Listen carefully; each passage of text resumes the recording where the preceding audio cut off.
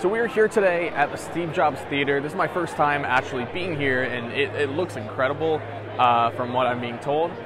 But it sounds great, and behind me is Apple Park. We actually have a special event happening, the Showtime Apple event. By the time you're seeing this video, you may already know what's been announced. Hey there, James Rath here. So I'm currently back in Los Angeles. I was in Cupertino this past weekend and Monday to cover the Apple event. I was invited to the Apple Showtime event, and it was kind of unconventional. It was a little different of an Apple event. There's no hardware. Any hardware announcements that Apple had, that happened last week and yesterday with the announcement of the cancellation of the AirPower. So there's that too. But this video specifically is about Apple's impact in the services department, in what they're kind of dabbling into, what they announced being Apple News, but with Apple News Plus, maybe potentially Apple Arcade, but I don't know yet. We'll talk about that in terms of like what this impact that I specifically pointed out is going to affect. But definitely Apple Pay and Apple Card, and Apple TV app, Apple TV channels with the Apple TV Plus subscription. Keep in mind, this isn't a recap or my reaction necessarily to the news, but it is something that I did think about, and that is the kind of this unspoken impact. So what Apple is doing here is not only is Apple providing their own services, but they're providing platforms that have been built up for years,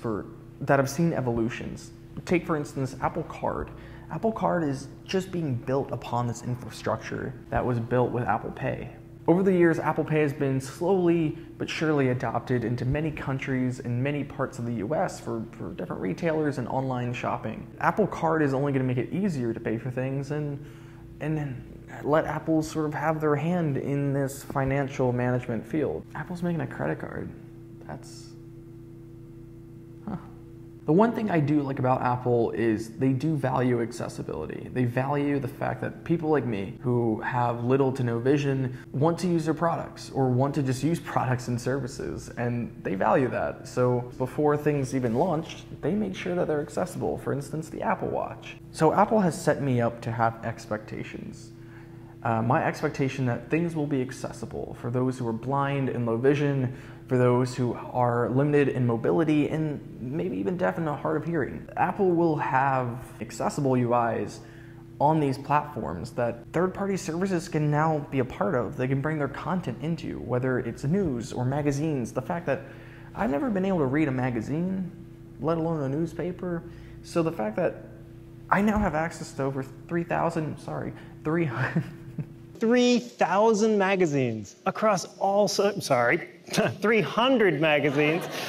300 magazines for just $10 a month, and they're accessible. The fact that I can use voiceover and large text and invert colors, like, that's really cool. Apple Music has surpassed Spotify's days of survivor challenge in the United States, according to sources familiar with the matter who spoke with the Wall Street Journal. Link, similar news, broke last summer, linked from an industry source. People, I think, take a lot of things for granted. If they can see, pick up a magazine at a doctor's office, cool, let's kill some time. I've never really been able to do that. And people who are blind and low vision probably can't just always do that. It's cool that Apple is sort of democratizing the idea of accessibility within these services. And that's just thinking about the news side, but the TV side as well. All these streaming services have different UIs, and they've had different values and different standards. Look at Hulu. It took until Hulu was sued and there was a class action lawsuit against them for not being accessible within their app and not having audio descriptions for the blind. Now they're starting to get audio descriptions, and I don't know where voiceovers with their app right now, like the screen reader. Moves are happening, that's good. But the fact that Apple is like, hey, we have this infrastructure, we have this platform that is not only about privacy and security, but it's about being user-friendly and allowing people to find the content they want to watch. And they'll still subscribe to your services. You just come be a part of this little ecosystem, and you got an accessible platform. It's like that easy. Like that really excites me. The fact that HBO, Showtime, Starz, Amazon Prime, and Hulu, and Apple TV Plus's own content and more are all just going to be accessible in one ecosystem. No longer do I need to like jump out of apps and relearn the UI of like HBO Go or Hulu, if you know Hulu even had accessibility at the time. But Amazon Prime, you know, like no longer do I need to learn the accessibility navigation of these different apps. No, it's all in one place. Netflix is fine; they're accessible. I know they aren't included. They're opting out of not being a part of Apple's system. That's all right. Maybe they'll come around. Maybe they won't.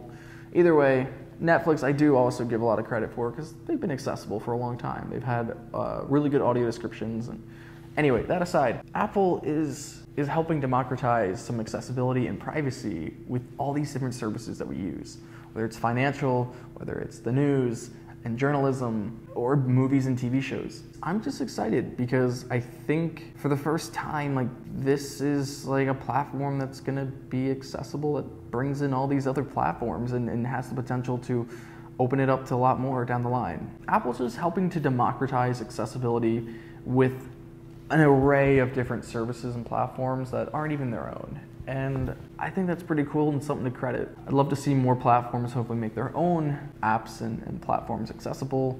But in the meantime, at least Apple can help make that a little easier and make it easier for us too.